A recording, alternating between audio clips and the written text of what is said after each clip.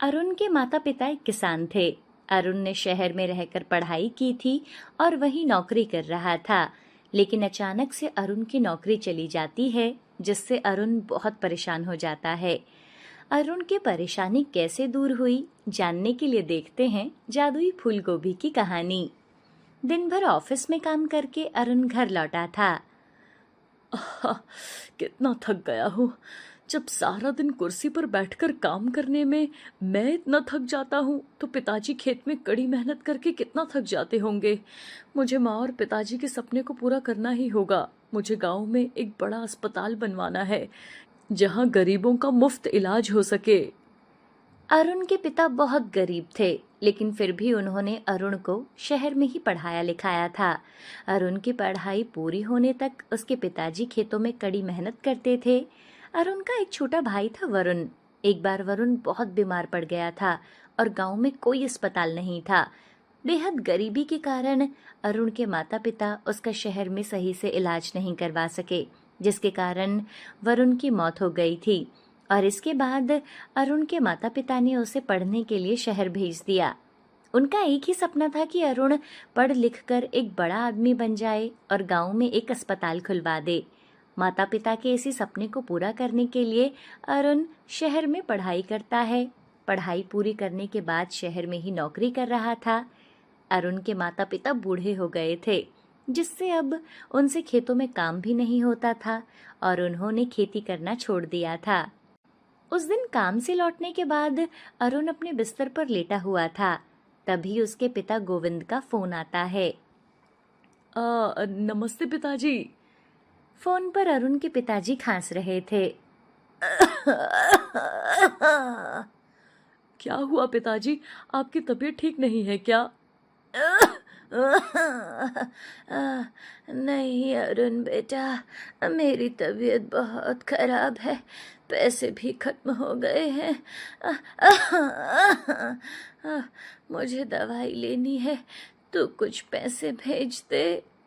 ठीक है पिताजी, ये महीना अब खत्म होने ही वाला है, मैं आपको जल्द ही पैसे भेजता हूँ।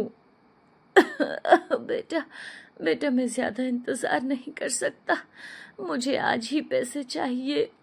ठीक है पिताजी, मैं कुछ करता हूँ। अरुण ने अपने एक दोस्त से कुछ पैसे उधार लिए और अपने पिताजी को भेज दिए। तुम्हारा बहुत बहुत धन्यवाद रवि, सैलरी आते ही मैं तुम्हारे पैसे लौटा दूंगा। लेकिन दूसरे दिन जब अरुण ऑफिस जाता है तो उसे पता चलता है कि उसे काम से निकाल दिया गया है। तब अरुण अपने बॉस के पास जाता है और कहता है, सर, आप तो जानते हैं मैं कितनी मेहनत से अपना काम करता हूँ, फिर भी आपने मुझे काम से निकाल दिया। अरुण, ऐसा नहीं है कि सिर्फ तुम्हें ही काम से निकाला गया है। देखो, कंपनी बहुत घाटे में चल रही है, इसलिए मैंने अपनी कंपनी बंद करने का फैसला किया है। इसलिए तुम्हारे साथ साथ सभी कर्मचारी काम से निकाल दिए गए हैं, क्योंकि मैं अब तुम सबको तनख्वाह देने की हालत में नहीं हूँ। अरुण की नौकरी चली जाती है और उसे तनख्वाह भी नहीं मिलती। उदास होकर अरुण अपने घर आ जाता है। मेरी नौकरी चली गई है, अब माता पिताजी को कैसे पैसे भेजूंगा? अरुण इसी चिंता में बैठा हुआ था कि तभी उसकी नजर अपनी कलाई पर बंधी घड़ी पर जाती है। एक काम करता हूँ, ये घड़ी बेच देता हूँ और पैसे पिताजी को भेज दूंगा। अरुण घड़ी बेचने के लिए बाजार जाने ही वाला था कि तभी उसका दोस्त रवि उसके पास आता है। अरे अरुण, आओ आओ रवि, कैसे आना हुआ? तू तो जानता ही है कि हमारी नौकरी चली गई है। तूने जो मुझसे पैसे उधार लिए थे वो वापस कर दे यार। रवि, तुझे तो पता है कि मेरे पास पैसे नहीं है। अगर मेरे पास पैसे होते तो मैं तुझसे उधार क्यों मांगता? हमें सैलरी भी नहीं मिली है, अभी मैं तेरा उधार नहीं चुका सकता। उधार नहीं चुका सकता तो मुझे अपनी कोई चीज दे दे। तू मुझे अपनी ये घड़ी दे दे। रवि, ये घड़ी मैं तुझे नहीं दे सकता। जिसके बाद रवि वहां से चला जाता है और उसी समय मकान मालिक आता है और अरुण से बोलता है, अरुण, महीना खत्म होने को आया है, मुझे किराया दे दो। अंकल, आज मेरी नौकरी चली गई है और तनख्वाह भी नहीं मिली है। अभी मेरे पास पैसे नहीं है, मुझे कुछ समय की मोहलत दे दीजिए। पैसे होते ही मैं आपका किराया दे दूंगा। ठीक है, मैं तुम्हें 1 सप्ताह की मोहलत देता हूँ। 1 सप्ताह में किराया चुका देना, नहीं तो ये मकान खाली कर देना। मकान मालिक वहां से चला जाता है और अरुण चिंता में डूबा हुआ था, जिस कारण उसकी भूख भी मर जाती है और वो बिना कुछ खाए सो जाता है। दूसरे दिन जब अरुण उठता है तो वो देखता है कि उसके मोबाइल फोन पर उसकी माँ सविता की 10 कॉल आई हुई थी। अरुण घबरा जाता है और वो अपनी माँ को फोन करता है। माफ करना माँ, कल मैं जल्दी सो गया था। क्या बात है अरुण बेटा, सब ठीक तो है ना? हाँ हाँ माँ, सब ठीक है। तो तू अभी तक कैसे सो रहा है? सुबह के 9 बज गए हैं। आज तूने काम पर नहीं जाना क्या? ओह, आज मैं लेट हो गया माँ, कल ऑफिस में ज़्यादा काम था इसलिए बहुत थक गया था।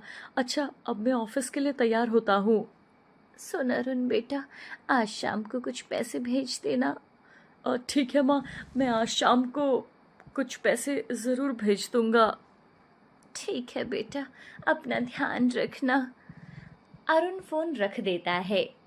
अब मैं क्या करूं? शाम को माँ को पैसे कैसे भेजूंगा? मुझे तो बहुत भूख भी लग रही है, मैंने कल से कुछ खाया भी नहीं है। अरुण अपनी रसोई में जाता है और अपने लिए खाने का इंतजाम करता है। वो अपने लिए रोटियां बनाता है। सब्जी तो कुछ भी नहीं है, बस एक छोटा सा फूल गोभी है, आज इसे ही बनाकर खा लेता हूँ। अरुण चाकू लेकर आता है और फूल गोभी को काटने लगता है। अरुण फूल गोभी को काटने ही वाला था कि तभी वो फूल गोभी बोल पड़ता है। मुझे मत काटो अरुण, मैं एक जादुई फूल गोभी हूँ। फूल गोभी को बोलता देख अरुण डर जाता है और फूल गोभी उससे नीचे गिर जाती है। मुझे उठाओ अरुण और संभाल कर रखो, मैं बड़े काम की सब्जी हूँ। तुम्हारी सारी मुश्किलें मैं दूर कर सकता हूँ। तुम मेरी मुश्किलें दूर कैसे कर सकते हो? तुम तो एक छोटे से फूल गोभी हो। मैं देखने में छोटा हूँ लेकिन जादुई हूँ। अच्छा, तो तुम कैसा जादू कर सकते हो? अभी दिखाता हूँ मैं अपना जादू। उस गोभी के अंदर से ढेर सारे गोभी निकलने लगते हैं और सभी गोभी के पकोड़े में बदल जाते हैं, जिससे अरुण के घर में गर्मा गर्म गोभी के पकोड़ों का ढेर लग जाता है। इतने सारे गोभी के पकोड़े, लेकिन मैं इनका क्या करूंगा? अरुण, तुम इन पकोड़ों को बेचकर पैसे कमा सकते हो। ये पकोड़े बहुत ही स्वादिष्ट हैं, जरा इन्हें खाकर तो देखो। ये तो सच में ही बहुत स्वादिष्ट है, लेकिन लोग क्या कहेंगे कि एक अच्छी नौकरी करने वाला गोभी के पकोड़े बेच रहा है। अरे, मेरे माता पिता को इसके बारे में पता चला तो वो मेरे बारे में क्या सोचेंगे? उन्हें कुछ नहीं पता चलेगा। तुम्हें आज अपनी माँ को पैसे भेजने हैं ना? हाँ, भेजने तो हैं। तो चलो इन पकोड़ों को बेचने निकल जाओ। ठीक है। अरुण पहले खुद तो गोभी के पकोड़ों के साथ रोटियां खाता है और उसके बाद उन पकोड़ों को बेचने के लिए निकल जाता है। अरुण के गोभी के पकोड़े इतने स्वादिष्ट होते हैं कि लोगों ने अपने घर वालों के लिए भी पैक करवाना शुरू कर दिया। शाम तक अरुण के पास इतने पैसे इकट्ठा हो जाते हैं कि वो अपनी माँ को भेज सके। शाम को जब अरुण घर पर जाता है तो उस गोभी ने उससे कहा, आ गए तुम, सारे पकोड़े बिक गए। हाँ, और मैंने अपनी माँ को भी पैसे भेज दिए। अब मैं तुम्हें कल और ज्यादा पकोड़े दूंगा। ठीक है। अरुण खाना खाकर सो जाता है। दूसरे दिन सुबह जब वो सोकर उठता है तो जादुई गोभी ने पहले से भी ज्यादा पकोड़े बना दिए थे। अरुण सारे पकोड़े लेकर बेचने चला जाता है। उस दिन उसने पहले से भी ज्यादा पैसे कमा लिए थे। उसने अपने दोस्त रवि के पैसे लौटा दिए। अब अरुण रोज उस जादुई गोभी के दिए हुए पकोड़ों को बेचा करता। लोगों को उसके गोभी के पकोड़े इतने अच्छे लगते थे कि वो उसका इंतजार किया करते थे। अरे, मुझे आधा किलो गोभी के पकोड़े देना भैया। हाँ, मुझे भी आधा किलो गोभी के पकोड़े चाहिए भाई साहब। साहब, सारे पकोड़े तो खत्म हो गए हैं, मेरे पास सिर्फ आधा किलो पकोड़े ही बचे हुए हैं। मैं आप में से किसी एक को ही दे सकता हूँ। मुझे दे दो, मैं तुम्हें इन पकोड़ों के 100 रुपए दूंगा। नहीं नहीं, मुझे दे दो, मैं तुम्हें 200 रुपए दूंगा।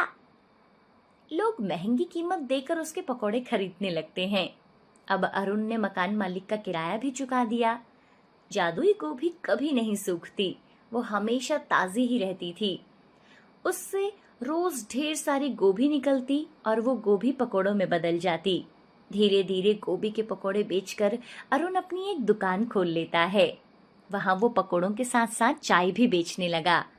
दूर दूर के लोग उसके गोभी के पकोड़े खाने आते। धीरे धीरे उसके पकौड़ों का बिजनेस एक बड़े व्यापार में बदल जाता है। वो शहर के बड़े बड़े होटलों और रेस्टोरेंट में अपनी गोभी के पकौड़े डिलीवर करने लगा। अब वो बहुत अमीर आदमी बन चुका था। उसने गांव में एक अस्पताल बनवाया जहां वो गरीब लोगों का मुफ्त में इलाज करवाता था। इस तरह से उसने अपने माता पिता का सपना पूरा किया। वो गांव जाकर अपने माता पिता को भी शहर ले आता है। बेटा, तूने शहर में रहकर कितनी तरक्की कर ली है। नहीं माँ, ये सब जादुई गोभी की वजह से ही हो पाया है। जादुई गोभी? हाँ माँ, इस गोभी को कभी मत काटना, इसी को बेचकर मैंने पैसे कमाए हैं। तुम्हारा बहुत बहुत धन्यवाद जादुई फूल गोभी। अरुण बहुत ही नेक इंसान है, इसलिए मैंने अरुण की मदद की और हमेशा करता रहूंगा। जादुई फूल गोभी अरुण के परिवार का सदस्य बन चुका था और अब वो वहीं उनके साथ रहने लगा। कर्मपुर गांव में एक बूढ़े दादाजी रहा करते थे। दादाजी अकेले ही एक झोपड़ी में रहा करते थे। दादाजी को पेड़ पौधे लगाना बहुत अच्छा लगता था, इसलिए उन्होंने अपने बगीचे में तरह तरह के पेड़ पौधे लगाए हुए थे। एक बार दादाजी अपने बगीचे में जाते हैं और सभी पेड़ पौधों को पानी देते हैं। वैसे तो मेरे पास इस बगीचे में हर प्रकार के पेड़ पौधे हैं, पर मैंने आज तक कभी भी शिमला मिर्च का पौधा नहीं लगाया और मुझे तो शिमला मिर्च की सब्जी भी बहुत पसंद है। क्यों ना इस बार मैं अपने बगीचे में शिमला मिर्च के पौधे लगाऊं। अब क्या था, ऐसा सोचकर दादाजी अपने घर चले जाते हैं और अगली सुबह दादाजी शिमला मिर्च उगाने के लिए मार्केट से शिमला मिर्च के बीज और थोड़ी बहुत खाद खरीद कर ले आते हैं। तभी दादाजी के घर पर एक रोहन नाम का बच्चा आता है जो कि दादाजी के पड़ोस में रहता था। दादाजी, दादाजी, आप क्या कर रहे हैं? बेटा, मैं अभी अभी मार्केट से आया हूँ। ये देख, मैंने बहुत सारे शिमला मिर्च के बीज खरीदे हैं, क्योंकि कल सुबह मुझे अपने बगीचे में शिमला मिर्च के बीज लगाने हैं। क्या दादाजी, आप किसी पेड़ के बीज लगाओ ना, जैसे आम, केला, संतरा, इन सब को लगाओ ना दादाजी। आपने इतने सारे तो सब्जियों के पौधे पहले से ही लगा रखे हैं। अरे बेटा, तुझे पता नहीं कि मुझे शिमला मिर्च कितनी पसंद है और मेरे बगीचे में हर प्रकार के पेड़ पौधे हैं, सिर्फ शिमला मिर्च के पेड़ पौधों को छोड़कर। इसलिए इस बार मैं शिमला मिर्च के पौधों को लगाना चाहता हूँ।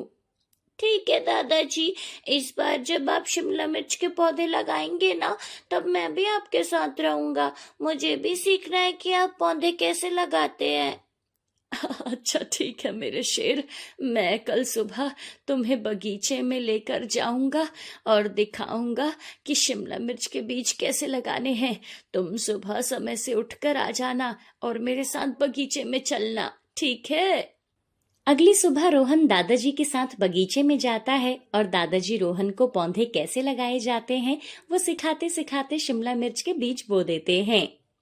चलो रोहन बेटा, अब हम अपने घर चलते हैं। इन शिमला मिर्च के बीजों को निकलने में 2 से 3 दिन लग जाएंगे। तब तक हमें इसमें खूब पानी देते रहना होगा। ठीक है दादाजी, अब हम घर चलते हैं। इस तरह से 1 हफ्ते के अंदर अंदर शिमला मिर्च के पौधे निकल आते हैं और उन पर साफ और सुंदर शिमला मिर्च लगे हुए थे। ये देखकर दादाजी हैरान हो जाते हैं। अरे ये क्या, 1 हफ्ते के अंदर अंदर ये शिमला मिर्च के पौधे इतने बड़े कैसे हो गए और सारे पौधों में शिमला मिर्च भी आ गए हैं। ऐसा तो आज तक कभी नहीं हुआ। बड़े ही अनोखे पौधे हैं ये तो। दादाजी के इतना बोलते ही शिमला मिर्च के पौधे से कुछ शिमला मिर्च टूटकर नीचे गिर जाती है। दादाजी ये देखकर हैरान हो जाते हैं कि शिमला मिर्च अपने आप कैसे टूट गई। खैर, कहते हैं ना, कुदरत के आगे किसी की नहीं चलती। हो सकता है इसमें भी भगवान का ही कोई करिश्मा हो। तभी दादाजी उन शिमला मिर्चों को उठाते हैं और अपने साथ अपने घर ले आते हैं। आज बनाऊंगा शिमला मिर्च की सब्जी। कई दिनों से मैंने शिमला मिर्च की सब्जी नहीं खाई है। आज मेरी पत्नी सीमा जिंदा होती तो वो भी बहुत खुश होती, क्योंकि हम दोनों को ही शिमला मिर्च की सब्जी बहुत पसंद थी। शिमला मिर्च को देखकर मुझे अपनी पत्नी सीमा की याद आ गई। काश सीमा यहाँ होती। दादाजी को अपनी पत्नी सीमा की याद आने लगती है और थोड़ी ही देर में दादाजी अंदर से चाकू और एक थाली लेकर आते हैं और दादाजी जैसे ही शिमला मिर्च को काटने वाले थे तभी शिमला मिर्च के मुंह आंखें आ जाते हैं और वो शिमला मिर्च दादाजी से बोल पड़ता है। रुको दादाजी, मुझे मत काटो। मैं कोई आम शिमला मिर्च नहीं हूँ, बल्कि एक जादुई शिमला मिर्च हूँ। भगवान के लिए मुझे मत काटो दादाजी। दादाजी शिमला मिर्च को बोलता हुआ देखकर हैरान हो जाते हैं। अरे ये क्या, तुम बोल सकते हो? हाँ दादाजी, मैं बोल सकता हूँ और मैं आपकी सभी इच्छाओं को पूरा भी कर सकता हूँ, क्योंकि मैं एक जादुई शिमला मिर्च हूँ। क्या सच में तुम मेरी सभी इच्छाओं को पूरा कर सकते हो? हाँ दादाजी, मैं आपकी सभी इच्छाओं को पूरा कर सकता हूँ। आप एक बार मुझसे कहकर तो देखिए। आज मुझे अपनी पत्नी सीमा की बड़ी याद आ रही है। क्या तुम मुझे एक बार सीमा से मिलवा सकते हो? ठीक है दादाजी, मैं सिर्फ 10 मिनट के लिए आपको दादी जी से मिलवा देता हूँ। जादुई शिमला मिर्च अपनी शक्तियों से दादाजी की पत्नी सीमा को वहां बुलाता है और दादी जी की आत्मा वहां प्रकट होती है। दादी जी को देखकर दादाजी की आंखों में आंसू आ जाते हैं। सीमा, तुम आ गई। तुम्हें पता है मैं तुम्हें कितना याद करता हूँ। तुम्हारे बिना मुझे इस घर में बिल्कुल अच्छा नहीं लगता। सीमा, तुम मुझे अपने साथ ले चलो ना। अरे आप ये कैसी बातें कर रहे हो? मैं आपसे थोड़ी ना दूर हूँ, मैं आपकी सारी बातें सुनती हूँ। और हाँ, आपने क्या सोचा कि आप अकेले अकेले शिमला मिर्च की सब्जी बनाकर खा लोगे और मैं आसमान से आपको बस देखती रहूंगी? नहीं सीमा, तुम्हें पता है मैं किसी भी चीज को खाने से पहले तुम्हारे नाम का निवाला निकालकर एक बर्तन में पहले ही रख देता हूँ। हाँ, भले ही मैं मर गई हूँ जी, लेकिन आपको ना अपना पति धर्म हमेशा निभाना है। चलो, अब मेरे जाने का वक्त हो गया है, अब मैं जा रही हूँ। तुम्हारा बहुत बहुत शुक्रिया जादुई शिमला मिर्च कि तुमने आज मुझे मेरे पति से मिलवाया। और थोड़ी ही देर में दादी जी वहां से चली जाती है। दादी जी के जाने के बाद से दादाजी बहुत उदास हो जाते हैं। दादाजी को उदास देखकर जादुई शिमला मिर्च दादाजी से कहता है। दादाजी उदास मत होइए, मैं हूँ ना। आपको जब भी दादी जी से मिलना हो मुझे बता देना, मैं दादी जी को आपके लिए बुला दूंगा। तुम्हारा बहुत बहुत शुक्रिया जादुई शिमला मिर्च। तुम मेरे जीवन में खुशियों की बहार बनकर आए हो। तुम्हारी वजह से आज मैं बहुत खुश हूँ। जादुई शिमला मिर्च की वजह से दादाजी के चेहरे पर मुस्कान आ जाती है और इस तरह से जादुई शिमला मिर्च अब दादाजी के साथ उनकी झोपड़ी में ही रहने लगता है। दादाजी जादुई शिमला मिर्च की मदद से अपनी हर इच्छा को पूरा किया करते थे। एक दिन की बात है, रोहन उदास होकर दादाजी के घर आता है और रोहन को ऐसे परेशान देखकर दादाजी रोहन से पूछते हैं। क्या बात है रोहन, आज तुम बड़े उदास दिखाई दे रहे हो बेटा। दादाजी, मैं उदास हूँ, पर मेरी उदासी कोई खत्म नहीं कर सकता। ऐसा क्या हो गया भाई, जरा मुझे भी तो बताओ।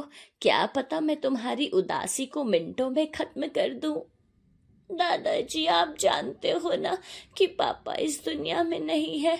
मेरी माँ के लिए ही घर का सारा काम करती है और सबके लिए खाना बनाती है, और वो हम सबके लिए पैसे भी कमाती है। अरे हाँ, ये तो बहुत अच्छी बात है ना बेटा कि तुम्हारी माँ ने अकेले ही सब कुछ संभाल रखा है। फिर इसमें उदास होने वाली क्या बात है। दादाजी, बात यह है कि मेरे सारे दोस्तों के पास बहुत सारे खिलौने हैं, लेकिन मेरे पास तो खिलौने ही नहीं है और मैं अपनी माँ से मांग भी नहीं सकता हूँ। बस इसीलिए थोड़ा उदास हूँ। अरे ये बात है, इसलिए आज मेरा रोहन उदास है। कोई बात नहीं, आज मैं उसकी उदासी हमेशा हमेशा के लिए खत्म करके रहूंगा, क्योंकि मेरा रोहन तो हंसता हुआ और मुस्कुराता हुआ ही अच्छा लगता है। ये कहकर दादाजी जादुई शिमला मिर्च की मदद से रोहन को खूब सारे खिलौने दे देते हैं। खिलौनों को देखकर रोहन बहुत खुश होता है। दादाजी, ये शिमला मिर्च सच में जादुई है क्या? और ये क्या सब इच्छाओं को भी पूरा कर सकता है? दादाजी, आप मुझे भी ये जादुई शिमला मिर्च दे दो ना। नहीं बेटा नहीं, ये जादुई शिमला मिर्च जरूरत पड़ने पर ही मदद कर सकता है। तुम्हें पता है, जादुई शक्तियां तभी काम आती हैं जब हम उस जादू का इस्तेमाल खुद से ज्यादा दूसरों के लिए करें। और देखो, मैंने इस जादू का इस्तेमाल तुम्हें खुश करने के लिए किया था। अरे वाह, ये जादुई शिमला मिर्च तो सच में बहुत अच्छा है। अभी मैं सबको बताता हूँ कि दादाजी के पास एक जादुई शिमला मिर्च है। दादाजी रोहन को रोक पाए कि उससे पहले ही रोहन खिलौने लेकर दादाजी के घर से भाग जाता है और आसपास के गांव में हर किसी को दादाजी की जादुई शिमला मिर्च के बारे में बता देता है। जादुई शिमला मिर्च के बारे में सुनकर किसी को भी रोहन की बातों पर विश्वास नहीं हुआ। इसी तरह से कुछ दिन बीत जाते हैं। एक दिन गांव में एक बुरी जादूगरनी आती है। बुरी जादूगरनी दादाजी से उनका जादुई शिमला मिर्च लेना चाहती थी। दादाजी, मुझे चुपचाप वो जादुई शिमला मिर्च दे दो। उस जादुई शिमला मिर्च का इस्तेमाल मुझसे बेहतर और कोई नहीं कर सकता, क्योंकि मैं एक जादूगरनी हूँ। अगर तुम एक जादूगरनी हो तो तुम्हें क्यों किसी और की जादुई शक्तियों की जरूरत है। और हाँ, चाहे कुछ भी हो जाए, मैं तुम्हें जादुई शिमला मिर्च नहीं दूंगा। मैं सदियों से इस जादुई शिमला मिर्च की तलाश कर रही थी और अब मुझे पता चल गया है कि वो जादुई शिमला मिर्च तुम्हारे पास ही है। तो चुपचाप मुझे वो जादुई शिमला मिर्च दे दो, वरना मैं अपनी जादुई शक्तियों से तुम्हें कुछ भी बना दूंगी। जादूगरनी की बात सुनकर दादाजी थोड़ा सा घबरा जाते हैं। तभी जादुई शिमला मिर्च उड़ता हुआ दादाजी के पास आता है और वो अपनी जादुई शक्तियों से दादाजी के शरीर में प्रवेश कर लेता है, जिससे दादाजी एक सुपर हीरो की तरह जादूगरनी के बालों को पकड़कर हवा में उड़ाते हुए गांव तक ले आते हैं। अरे मुझे छोड़ो, मुझे बहुत दर्द हो रहा है। अरे तुम बुढ़े दादा, तुम्हें सुनाई नहीं दे रहा क्या? मैंने कहा मुझे छोड़ दो। दादाजी जादूगरनी को गांव के बीचों बीच पटक देते हैं। बेचारी जादूगरनी को बहुत बुरी तरह से कमर में चोट लग जाती है। अब मेरे अंदर जादुई शिमला मिर्च की शक्तियां आ चुकी हैं, तो अब बता, तुझे अब भी जादुई शिमला मिर्च चाहिए क्या बुरी जादूगरनी? हाँ, मुझे अभी भी वो जादुई शिमला मिर्च चाहिए। मुझे उसकी सारी जादुई शक्तियों को अपना बनाना है, इसलिए मुझे वो जादुई शिमला मिर्च चाहिए, किसी भी कीमत पर। ये सुनकर दादाजी जादुई शिमला मिर्च की शक्तियों की मदद से जादूगरनी को बुरी तरह से मारते हैं, जिससे बुरी जादूगरनी को और गुस्सा आता है और वो पूरे गांव में आग लगा देती है। हर तरफ अफरा तफरी मच जाती है। गांव के लोग यहाँ वहाँ अपनी जान बचाते हुए भागते हैं, लेकिन तभी दादाजी अपनी शक्तियों से पूरे गांव में बारिश कर देते हैं, जिससे आग तुरंत बुझ जाती है और फिर दादाजी बुरी तरह से जादूगरनी को मारकर उसे एक कांच की बोतल में हमेशा के लिए बंद कर देते हैं। इस तरह से जादूगरनी हमेशा के लिए कांच की बोतल में कैद हो जाती है और अब दादाजी हंसी खुशी जादुई शिमला मिर्च के साथ अपने घर में रहने लगते हैं।